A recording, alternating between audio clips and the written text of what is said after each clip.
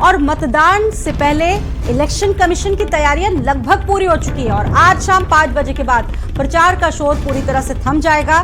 बता दें आपको कि दूसरे चरण के लिए, दूसरे फेज के लिए अमरोहा, मेरठ, बागपत में मतदान होना है। बुलंदशहर, अलीगढ़, मथुरा में मतदान होगा। गाजियाबाद, गौतम बुद्ध नगर में भी इसी दिन वोटिंग होगी और ऐसे में चुनावी तैयारियां पूरी कर ली गई। आप देखिए आपके सामने ग्राफिक्स के जरिए वो जिले हैं जहां पर वोटिंग होनी है। बागपत, मेरठ, गाजियाबाद, गौतम बुद्ध नगर, अलीगढ़, मथुरा, अमरोहा, इन तमाम सीटों पर वोटिंग होनी और इसके अलावा बुलंदशहर में भी इस दिन वोटिंग होनी और तमाम जो दिग्गज हैं उनकी प्रतिष्ठा ईवीएम में कैद हो जाएगी। इसको लेकर राजनीतिक दल जमकर प्रचार प्रसार कर रहे हैं। बताते चले कि इसको लेकर आज शाम 5 बजे तक प्रचार का जो शोर है वो थम जाएगा। दूसरा चरण 26 अप्रैल को, 8 सीटें आपके सामने, 8 सीटें हैं और इसको लेकर तमाम गुणागणित राजनीतिक दलों की तरफ से खूब लगाई गई और उसके बाद इन सीटों पर राजनीतिक दलों ने अपने प्रत्याशी उतारे हैं। किसी किसी सीट पर त्रिकोणीय मुकाबला है, किसी किसी सीट पर मुकाबला आमने सामने है, बीजेपी और समाजवादी पार्टी। और ऐसे में जो तस्वीर है वो क्या निकल कर सामने आएगी ये तो जब जनादेश आएगा उसमें ही क्लियर हो पाएगा। लेकिन इसको लेकर जमकर प्रचार प्रसार राजनीतिक दल कर रहे हैं, चाहे बात बीजेपी की कर ली जाए, समाजवादी पार्टी की कर ली जाए। लगातार इसको लेकर खूब प्रचार किया जा रहा है। जनसभाओं का दौर जारी और आज भी इसी सिलसिले में कई जनसभाएं होनी है विपक्षी पार्टियों की, क्योंकि शाम 5 बजे तक ही प्रचार कर पाएंगे दूसरे चरण के लिए राजनीतिक दल। उसके बाद प्रचार थम जाएगा। नरेंद्र मेरे साथ जुड़ चुके हैं, मेरठ से सीधा रुख करेंगे। नरेंद्र, ये 8 सीटें इनको किस तरीके से देख रहे हैं, क्योंकि इन 8 सीटों पर दूसरे फेज में वोटिंग होनी है। तमाम समीकरणों को नाप जोक कर, तमाम चीजों को देखने के बाद यहां से प्रत्याशी उतारे गए हैं। ये 8 सीटें आपके विश्लेषण के हिसाब से क्या कुछ बताती हैं? देखिए, पश्चिमी उत्तर प्रदेश की ये जो बाकी 8 सीटें दूसरे चरण में जहां पर वोटिंग होनी है, उनको लेकर जो घमासान है वो जबरदस्त तरीके से जारी है। आपने देखा होगा कि कल जितने भी अलग अलग पार्टियों के बड़े नेता हैं उन्होंने पूरे पश्चिमी उत्तर प्रदेश में चुनाव प्रचार किया है। योगी आदित्यनाथ कल मेरठ आए थे 4थी बार इस चुनाव में, तो समझा जा सकता है कि जो दबाव है वो सभी के सामने करीब करीब बराबर है। और कल दूसरी सभा जो है समाजवादी पार्टी के मुखिया अखिलेश यादव की यहाँ पर थी, लेकिन वो मौसम खराब होने की वजह से यहाँ लैंड नहीं कर पाए। संजय सिंह उस सभा में पहुंचे थे। तो इस तरीके से जो बहुजन समाज पार्टी की सुप्रीमो है मायावती, वो भी यहाँ पर मेरठ में कल पहुंची थी और उन्होंने चुनाव प्रचार किया। इसके अलावा आपको बताएं कि आज चुनाव प्रचार का आखिरी दिन है, तो ऐसे में जितने भी स्थानीय नेता हैं और जातिगत समीकरणों के हिसाब से जो नेता अलग अलग पार्टियों में फिट बैठते हैं, वो सारे नेताओं को साथ लेकर आज अलग अलग पार्टियों के प्रत्याशियों का जो रोड शो है वो कई जगहों पर है। शहर में भी है, हापुड़ में भी है और जो देहात के इलाके हैं वहां पर भी है। तो पूरी ताकत जो है वो आज चुनाव प्रचार में झोंक दी जाएगी। इसके बाद केवल इंडिविजुअल जो जनसंपर्क है वही हो सकेगा अगले 24 घंटे, क्योंकि 26 अप्रैल को जो मतदान है वो किया जाना है। आपको बताएं कि ये जो समीकरण है इस चुनाव के चरण का, वो भी काफी जद्दोजहद भरा हुआ है और चुनौतियां दोनों तरफ से आमने सामने है। इस पूरी कवायद में जहां पर भारतीय जनता पार्टी और समाजवादी पार्टी और इंडिया गठबंधन आमने सामने बिल्कुल साफ दिख रहा है। इसके अलावा जो मायावती हैं वो अपना खोया हुआ जनाधार वापस पाने की जद्दोजहद में लगी हुई हैं। तो कुल मिलाकर जो स्थितियां हैं वो बिल्कुल चौंकाने वाली होंगी, नतीजे भी उसी तरह के चौंकाने वाले होंगे। और जब 4 जून को इस ईवीएम की जो किस्मत है, ईवीएम जो प्रत्याशियों की किस्मत खोलेगी, तो उसके बाद पता लग पाएगा कि जो चुनावों का रुझान है, नतीजों का, वो किधर को गया। फिलहाल कोशिश यही है कि जो जातिगत समीकरण है उनको फिट करने में अलग अलग पार्टियों के नेता लगे हुए हैं। आपको बता दें आज जो मेरठ की सबसे बड़ी चौंकाने वाली खबर वो ये है कि संगीत सिंह सोम जो राजपूतों के बड़े नेता हैं, उन्होंने आज अरुण गोविल के साथ अपने रोड शो का एक आयोजन रखा था, लेकिन उनको अनुमति नहीं मिल पाई जिला प्रशासन की तरफ से।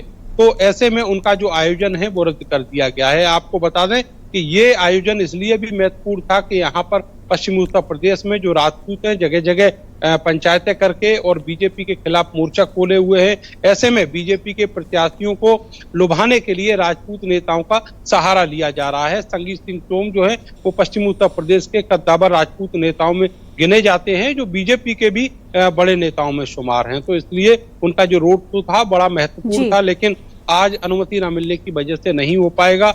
और आपको बताएं कि थोड़े दिन पहले जब एक चुनावी जनसभा हुई थी, सिसोली गांव यहाँ पे पड़ता है जो राजपूत बहुल इलाके में है, वहाँ मुख्यमंत्री की जनसभा में खुद अरुण गोविल ने कहा था कि उनकी पत्नी राजपूत, एक कनेक्शन जोड़ने की उन्होंने कोशिश की, बिल्कुल एक कनेक्शन जोड़ने की कोशिश की जा रही है। और ये साफ तौर पर इंडिया गठबंधन के लिए और बीजेपी की गठबंधन पार्टी आरएलडी के लिए भी एक चुनाव की कसौटी के लिए एक बड़ा चुनाव है। लोकेश भी मेरे साथ जुड़े हुए हैं गाजियाबाद से, रुक करेंगे लोकेश का। लोकेश, वहां से क्या अपडेट है, क्योंकि इस बार विधायक अतुल गर्ग इस सीट पर उतारे गए हैं बीजेपी की तरफ से, कितनी बड़ी चुनौती बीजेपी के लिए नजर आ रही है, क्योंकि जो विधायक हैं उनको चेहरा बनाया गया है, कोई बाहर से चेहरा नहीं लाया गया जो कि चर्चित चेहरा हो, जैसे कि जो जनरल वीके सिंह थे।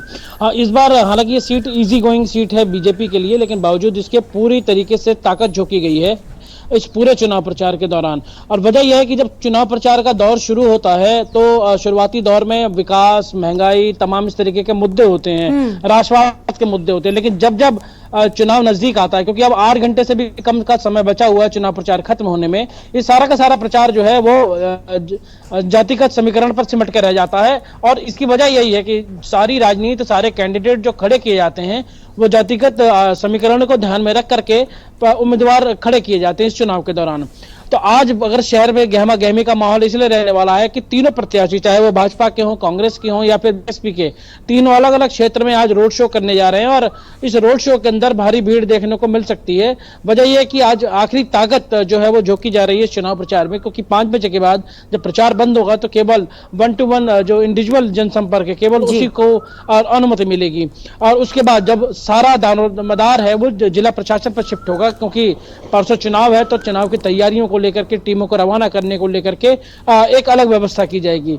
लेकिन अगर समीकरण की बात करें तो इस बार बिल्कुल ये साफ है कि जिस तरीके से राजपूतों का विरोध देखने को मिला, वो विरोध जो है इस समीकरण पर, यानी कि सेकंड फेज के ऊपर हावी रहेगा। और देखने को ये मिलेगा कि शायद जो ठाकुर समाज है वो बीजेपी को वोट करने के लिए ना निकले, या निकले भी तो किसी और ऑप्शन को जाए। अच्छा, बीएसपी ने अंशय कालरा का टिकट काटकर ठाकुर बहुल इस सीट पर बिरादरी के नंद किशोर पुंडीर को मैदान में उतारा है। ये मुकाबला और भी ज्यादा इससे दिलचस्प बना दिया है बसपा ने। लोकेश, देखिए बसपा ने इस चुनाव में बहुत रणनीति से काम किया है। देखिए वो भले चाहे इंडिया गठबंधन में ना हो, लेकिन उन्होंने कई सीटों पर इस तरीके के प्रत्याशी खड़े किए हैं जो साफ तौर पर बीजेपी को नुकसान पहुंचा रहे हैं। और इसमें नंदकिशोर पुंडीर का नाम है, क्योंकि पहले अंशय कालरा को दिया गया, वो पंजाबी समाज से आते थे, बाद में उनका टिकट चेंज किया गया और नंदकिशोर पुंडीर को दिया गया। नंदकिशोर पुंडीर का इतिहास ये है कि वो 3 महीने पहले भाजपा में थे और भाजपा को छोड़ करके वो यहाँ पर आए हैं। तो राजपूत वोट में किस तरीके से सेंध लगाई जाए बीएसपी जानती है, क्योंकि बीएसपी के सामने मोटिव केवल इस चुनाव में जीत दर्ज करना नहीं है, उनको अपना वोट परसेंट बढ़ाना है, जो विधानसभा चुनाव में करीब 12% के करीब चला गया था। तो एक रणनीति का हिस्सा है कि न केवल यहाँ बल्कि गौतम बुद्ध नगर की सीट पर भी उन्होंने राजपूत कैंडिडेट को मैदान में उतारा है। और इस वजह से ही समीकरण जो है, क्योंकि राजपूत जो वोटर है वो साफ तौर पर बीजेपी का वोटर होता है, और ऐसे में अगर वो उस वोट बैंक के अंदर सेंध लगती है तो साफ तौर पर उसका नुकसान बीजेपी को उठाना पड़ेगा। क्योंकि इस बार ये आकलन जो है राजनीतिक विशेषज्ञों का, जो हमारा आकलन है कि गाजियाबाद सीट पर जीत तो बीजेपी दर्ज कर रहेगी, लेकिन इस बार जीत का मार्जिन बहुत कम रहने वाला है और एक ताकत जो टाइट फाइट है वो नजर देखने को आएगी कांग्रेस की प्रत्याशी के बीच में और बीजेपी की प्रत्याशी के बीच में। ठीक है, और लोकेश आपका इसी के साथ बहुत बहुत धन्यवाद। और मेरे साथ बागपत से विपिन जुड़ गए हैं। विपिन वहां से बताएंगे वहां की परिस्थितियां क्या है। विपिन, चुनावी तैयारियां तो अब कंफर्म पूरी कंप्लीट कर ली गई होंगी और इसी के साथ शाम 5 बजे तक प्रचार का जो शोर है वो थम जाएगा। इसके अलावा क्या वहां पर इस वक्त परिस्थितियां हैं, क्या वहां के समीकरण हैं, किस तरह की चीजें आप देख पा रहे हैं? बिल्कुल स्वाति, आज शाम को यहाँ के बागपत के जो दूसरा चरण में बागपत का चुनाव होना है, उसके चुनाव के दौर अब थम जाएगा, चुनाव प्रचार थम जाएगा। और यहाँ की बात कर ले, अगर वोटों की जाति समीकरण बात कर ले, तो यहाँ पर सीधी समाजवादी पार्टी और आरएलडी और बीजेपी गठबंधन के प्रत्याशी के बीच है। आरएलडी से प्रत्याशी राजकुमार सागवान है और समाजवादी पार्टी से अमरपाल शर्मा है। उनके बीच सीधी फाइट है, क्योंकि जिस तरीके का जाति समीकरण जो यहाँ पर बन रहा है उससे ये महसूस हो रहा है कि तकरीबन ज्यादा नहीं तो करीबन 5 से 10 हजार वोटों के बीच जिसकी भी जीत होगी उसकी होगी। लेकिन अभी तक अगर बात की जाए तो अब तक तो यहाँ पर लगातार आरएलडी का ही दबा रहा है, लेकिन 10 साल पिछले उन्होंने बीजेपी की बाजी मारी है, क्योंकि जो लोकदल के खिलाफ जो वोट बैंक था वो बीजेपी को गया था, लेकिन अब बीजेपी और लोकदल एक साथ आ गए हैं। तो अब वोटर जो है बागपत का, जो लोकदल के जो खिलाफ वोट करता था, वो देखने वाला होगा कि आखिरकार वो वोट कहां, ये वोट शिफ्ट कहां होते हैं, क्योंकि 47 साल से ये आरएलडी का गढ़ बना हुआ है। पूर्व प्रधानमंत्री चौधरी चरण सिंह की विरासत का ये पूरा क्षेत्र है, और जैसा कि आप भी जिक्र कर रहे हैं कि वहां पर दबदबा रहा है, लेकिन इस बार जो परिस्थितियां हैं वो बदली है। वोटर्स क्या मानते हैं विपिन? बिल्कुल बिल्कुल, मैं आपको बता दूं शिवाती, ये जो पूरा प्रकरण है, क्योंकि जब लोकदल का ये गढ़ माना जाता है और जाटलैंड इसको कहा जाता है। चौधरी चरण सिंह की बात कर लें, चौधरी अजीत की बात कर लें, लगातार यहाँ से सांसद रहे, विधायक रहे, और पिछले जो 10 साल की बात कर लें तो पहले यहाँ के जो वर्तमान जो सांसद हैं बीजेपी के सत्यपाल, उन्होंने पहले 2014 में तो जयंत चौधरी के पिताजी अजीत को हराया था, और 2019 के लोकसभा चुनाव में जयंत चौधरी को हराया था। तो लगातार 2 साल से बीजेपी का दबदबा यहाँ पर रहा है, लेकिन वो वोटर जो लोकदल के खिलाफ वोट करता था वो बीजेपी के पास गया था। लेकिन अब बीजेपी और लोकदल एक साथ मिल गई है, तो जो लोकदल के खिलाफ वोटर है वो अब या तो समाजवादी पार्टी के पक्ष में जाएगा या बसपा के पक्ष में इसलिए नहीं जा सकता क्योंकि बसपा का जो प्रत्याशी है वो दिल्ली से है और गुज्जर समाज से है। दूसरी समाजवादी पार्टी की बात कर लें तो समाजवादी पार्टी से जो विधायक रहे हैं और मोदी नगर से रहने वाले हैं, इसी लोकसभा सीट के हैं, तो उनका इसलिए दबदबा कैडा लगा माना जा रहा है क्योंकि वो ब्राह्मण है, और ब्राह्मण होने के नाते उनके ऊपर ठाकुर वोट बैंक भी जा रहा है, कुछ जाट वोट बैंक भी जा रहा है, और मुस्लिम और प्लस ब्राह्मण होने के नाते जो फाइट है वो सीधी अमरपाल शर्मा और आरएलडी के प्रत्याशी राजकुमार शर्मा में है। क्योंकि जो लोकदल के जो खिलाफ वोट करता था वोटर, वो आज की कंडीशन में अमरपाल शर्मा को वोट कर रहा है। देखा गया है कि जिस तरीके से कल उत्तर प्रदेश के मुख्यमंत्री बागपत में आए थे तो वहां पर भी गुटबाजी हुई थी। हालांकि बागपत के जो सांसद हैं उनको भी वहां पर नहीं बुलाया गया था, तो कहीं ना कहीं गठबंधन तो बीजेपी का लोकदल का है, लेकिन कार्यकर्ताओं का गठबंधन अभी जमीन पर नहीं उतर रहा है, ना वोटों पर उतर रहा है। क्योंकि जिस तरीके से बागपत के सांसद को नहीं बुलाना, तो वो भी एक महसूस दे रहा है कि किस तरीके का ये चुनाव होगा और कहाँ वो जो सांसद हैं वो अपना वोट डलाएंगे। क्योंकि अभी जो बागपत की लॉबी की बात है, उनका मानना यह है कि जिस तरीके से लोकदल का लगातार दबदबा रहा है, अब बीजेपी का दबदबा रहा है, क्योंकि लोकदल से बागपत के जो बनियों की बात कर लेते हैं, जैन समाज की बात कर लेते हैं, ये कभी लोकदल को वोट नहीं करता, क्योंकि इनका ये मानना है कि जो जाट और आरएलडी को जो वोट बैंक करेगा तो वो गुंडा राज करेंगे। क्योंकि देखा गया है पिछले 10 सालों में, जब भी 10 साल पहले जब भी लोकदल की सरकार यहाँ पर रही हो, लोकदल का चाहे विधायक रहा हो या सांसद रहा हो, लगातार बनिए पिटते रहे हैं और जैन समाज, यानी कि ये जो मुकाबला है काफी कड़ा है और काफी दिलचस्प है। आपका बहुत धन्यवाद विपिन जानकारी देने के लिए बागपत से। तो ये 8 सीटें जहां पर चुनाव होना है, और अभी बागपत की बात कर रहे थे जहां पर लगभग 47 साल बाद इस सीट से, इस परिवार से जुड़ा कोई भी सदस्य इस बार चुनावी मैदान में नहीं है। दूसरा चरण किन किन सीटों पर वोटिंग होनी है, जरा पहले आप ये भी देख लीजिए। बागपत, मेरठ, गाजियाबाद, गौतम बुद्ध नगर, अलीगढ़, मथुरा, अमरोहा और इसके अलावा बुलंदशहर में भी 8 जो सीटें हैं यहाँ पे, इन 8 सीटों के लिए दूसरे चरण यानी कि सेकेंड फेज में वोटिंग होनी, और इसको लेकर चुनावी तैयारियां पूरी कंप्लीट कर ली गई है। और इसके अलावा आपको ये भी बता दें कि आज शाम को ही इन 8 सीटों के लिए प्रचार का शोर थम जाएगा, लेकिन उससे पहले जो राजनीतिक दल हैं जमकर एड़ी चोटी का जोर लगा चुके हैं। इन सीटों को जीतने के लिए काफी दमखम दिखाया गया है। 26 अप्रैल इन 8 सीटों पर वोटिंग होनी है, और बता दें कि दूसरे चरण में दोनों गठबंधनों के लिए एक तरह से एक कड़ी परीक्षा होगी, एक बड़ी परीक्षा होगी। अमरोहा, मेरठ, बागपत, गौतम बुद्ध नगर, बुलंदशहर, अलीगढ़, मथुरा और गाजियाबाद में चुनाव का दूसरा चरण होना है।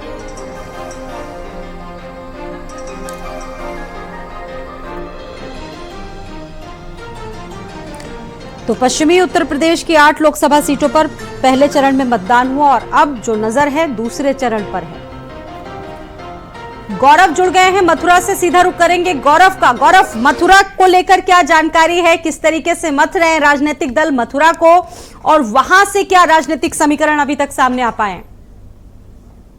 देखिए, दूसरे चरण का प्रचार प्रसार आज शाम को थम जाएगा। हर प्रत्याशी, यहाँ बीजेपी का प्रत्याशी और बसपा या कांग्रेस, हर प्रत्याशी दमखम जो वोटर है उनको लुभाने में जुटा है, अपने पक्ष में लोगों से घर घर जाकर वोट मांगने की अपील कर रहा है।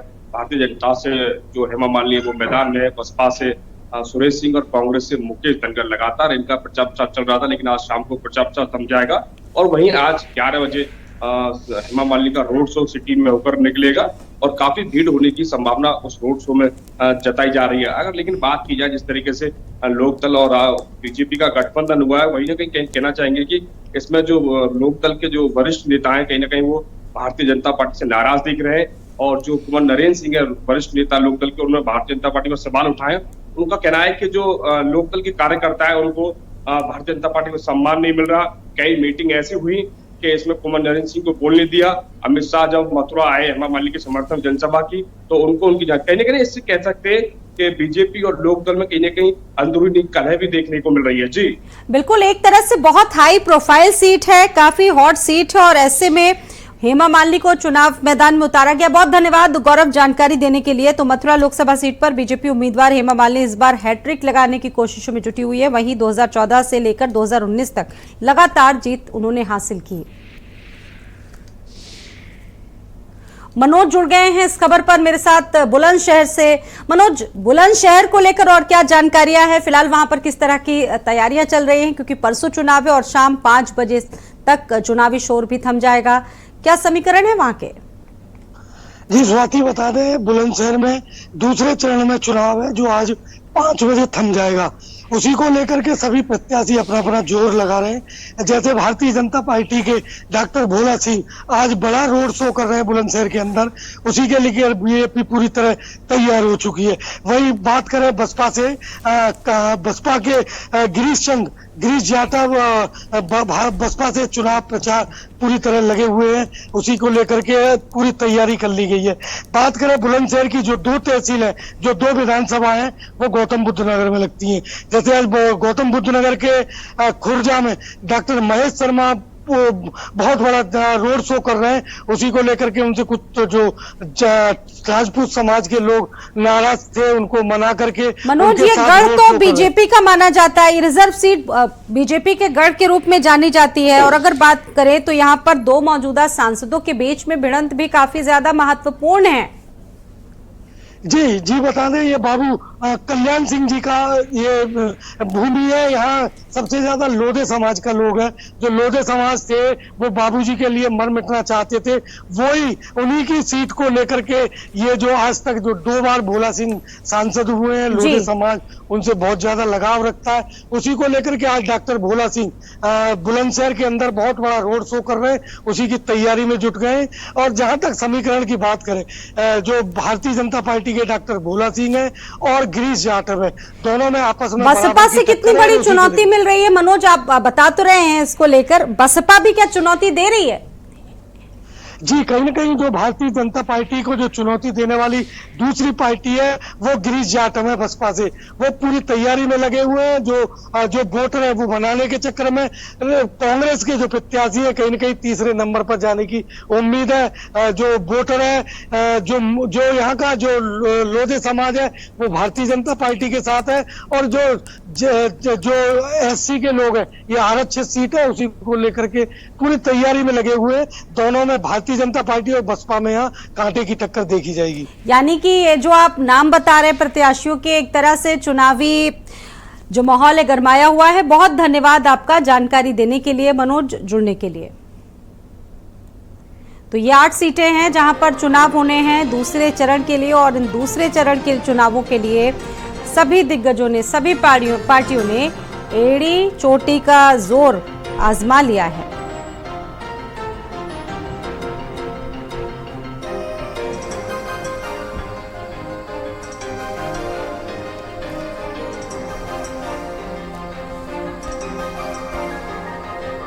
दूसरे चरण की वोटिंग होनी और उसको लेकर आज जबरदस्त प्रचार प्रसार होगा 8 सीटों के लिए।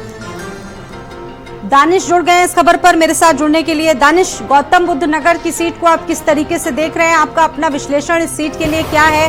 क्या तैयारियां वहां पर राजनीतिक दलों की है? बिल्कुल, देखिए कहीं ना कहीं यहाँ पर त्रिकोणीय मुकाबला है। शुरुआत जब इस चुनाव की हुई थी, चुनावों में जब चुनाव का ऐलान हुआ था, तो उस वक्त कहीं ना कहीं जो बीजेपी के 2 बार के लगातार सांसद हैं गौतम बुद्ध नगर के, वो उनको एक सुरक्षित सीट माना जा रहा था कि हाँ इनकी जो सीट है वो सेफ है। लेकिन जैसे जैसे प्रचार शुरू हुआ, रुझान सामने आने शुरू हुए, वहाँ से एक नया परिप्रेक्ष्य निकल कर आया कि हाँ अभी भी यहाँ पर त्रिकोणीय मुकाबला है। जिस तरीके से पिछली बार 3,26,000 वोटों से महेश शर्मा ने जीत दर्ज करी थी, उतनी आसान राह नहीं है, जो साफ तौर से दिख भी रही है। क्योंकि कहीं ना कहीं जो अर्बन क्षेत्र है, वहाँ पर जो सोसाइटी के लोग हैं वो काफ़ी ज़्यादा नाराज़ हैं बीजेपी से अपनी रजिस्ट्री को लेकर। इसीलिए शायद यही वजह है कि बीजेपी ने और अन्य पार्टियों ने भी सारी ताकत ग्रामीण क्षेत्र में झोंकी हुई है। क्योंकि बुलंदशहर की 2 विधानसभाएं गौतम बुद्ध नगर के लोकसभाओं में लगती हैं। चलिए दानिश, 2 डॉक्टरों के बीच मुकाबला कितना महत्वपूर्ण है, ये चुनाव के बाद ही कंफर्म हो पाएगा। फिलहाल आपका बहुत धन्यवाद। प्रबल मेरे साथ जुड़ चुके हैं अमरोहा से प्रबल जुड़े हुए हैं। ये मुकाबला किस तरीके से देख रहे हैं प्रबल इस बार अमरोहा का? कड़ा मुकाबला है, क्योंकि जिस तरीके से अमरोहा में बीजेपी प्रत्याशी कंवर सिंह तंवर है और क्या नाम है इंडिया गठबंधन से दानिश अली यहाँ पर चुनाव लड़ रहे हैं, तो कहीं ना कहीं कड़ा मुकाबला है। क्योंकि दानिश अली सिटिंग एमपी हैं और कंवर सिंह तंवर पिछला चुनाव हार चुके थे। लगातार बीजेपी जो है दौरे कर रही है। बीजेपी के जो बड़े नेता है, प्रधानमंत्री हो चाहे वह मुख्यमंत्री हो, कल हाल ही में मुख्यमंत्री भी यहाँ पर पहुंचे थे, तो पूरी ताकत यहाँ पर बीजेपी प्रत्याशी को जिताने के लिए झोंक दी है। लेकिन जिस तरीके से कड़ा मुकाबला माना जा रहा है, उधर इंडिया गठबंधन से भी लगातार जो राजनीतिक लोग हैं वह दौरे यहाँ पर कर रहे हैं। कल हाल ही में राज्यसभा सांसद संजय सिंह यहाँ पर पहुंचे थे, उन्होंने भी लोगों से प्रत्याशी को जिताने की अपील की थी। तो कहीं ना कहीं एक कड़ा मुकाबला है। राहुल अखिलेश की साझा जोड़ी भी यहाँ पर आई थी। दानिश अली बसपा से निष्कासित कर दिए गए। प्रबल, दानिश अली निष्कासित कर दिए गए, उसके बाद कांग्रेस की टिकट पर वो चुनावी मैदान में उतरे हैं। तो वर्तमान परिस्थितियां क्या है? बात अगर की जाए, बीजेपी ने कंवर सिंह तंवर को 2014 में उतारा था, तो किस तरीके के समीकरण बने हुए हैं? कौन किस पर सबसे ज्यादा हावी दिख रहा है इस बार? स्वाति, देखिए दानिश अली बीएसपी टिकट पर यहाँ से सांसद बने थे, उसके बाद मायावती ने उनको पार्टी से निष्कासित कर दिया था। लेकिन अब मायावती जिस दिन यहाँ पर बीएसपी कैंडिडेट मुजाहिद हुसैन के लिए जनसभा करने पहुंची थी, उन्होंने साफ तौर पर कहा था कि वह उन्होंने पार्टी के साथ विश्वासघात किया है, लोगों के साथ विश्वासघात किया है। तो कहीं ना कहीं दानिश अली का विरोध भी देखा जा रहा है। अब वह पंजे के निशान पर चुनाव लड़ रहे हैं इंडिया गठबंधन से, और फिलहाल राहुल और अखिलेश यहाँ पर उनके प्रचार प्रसार के लिए भी पहुंचे थे। तो कहीं ना कहीं एक बड़ा सवालिया निशान मायावती ने उन पर छोड़ा था कि वह क्या करना है, इनको काटना है, उसके बाद पूछना है सवाल के टिकट पर प्रत्याशी बने हैं। फिलहाल दोनों ही पार्टियां जो है वह मजबूत से चुनाव लड़ रही है। त्रिकोणीय मुकाबला यहाँ पर कह सकते हैं कंवर सिंह तंवर, बसपा प्रत्याशी मुजाहिद हुसैन और इंडिया गठबंधन के प्रत्याशी दानिश अली के बीच देखा जा रहा है। बिल्कुल, प्रचार प्रसार भी खूब हुआ है प्रबल। अखिलेश यादव ने भी 7 साल बाद चुनावी जनसभा की है, यहाँ के लिए पहुंचे अखिलेश यादव भी। बिल्कुल, देखिए पिछले 23 दिनों की अगर बात करें चुनाव में, तो 3 बार मुख्यमंत्री योगी आदित्यनाथ अमरोहा की धरती पर पहुंच चुके हैं। अमरोहा में लगातार 3 बार बीजेपी प्रत्याशी कंवर सिंह तंवर के लिए जनसभा को संबोधित किया था, उनके लिए वोट मांगे हैं। तो कहीं ना कहीं बीजेपी ने पूरी ताकत यहाँ पर इस सीट को जिताने के लिए झोंक दिया है। दोनों डिप्टी सीएम आए थे, प्रधानमंत्री नरेंद्र मोदी खुद जनसभा यहाँ पर की थी कंवर सिंह तंवर को जिताने के लिए। वहीं उधर अगर इंडिया गठबंधन की बात करें तो राहुल अखिलेश की जोड़ी भी यहाँ पर देखी गई थी।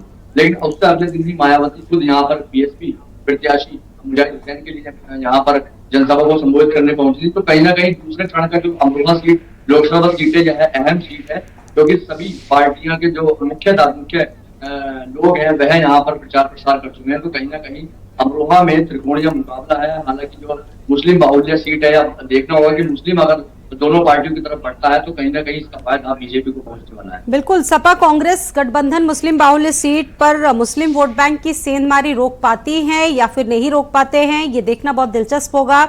और सबसे बड़ी बात यह है कि दानिश अली जो पिछली बार बसपा से यहाँ से सांसद थे, उनका टिकट काटा, उनको निष्कासित किया गया। उसके बाद से तमाम जो चीजें हैं वहां देखने को मिल रही हैं। मतदाताओं में भी काफी ज्यादा नाराजगी वहां पर देखने को मिल रही थी और मतदाताओं की शिकायत थी कि चुनाव जीतने के बाद वो क्षेत्र में सक्रिय नहीं रहे हैं।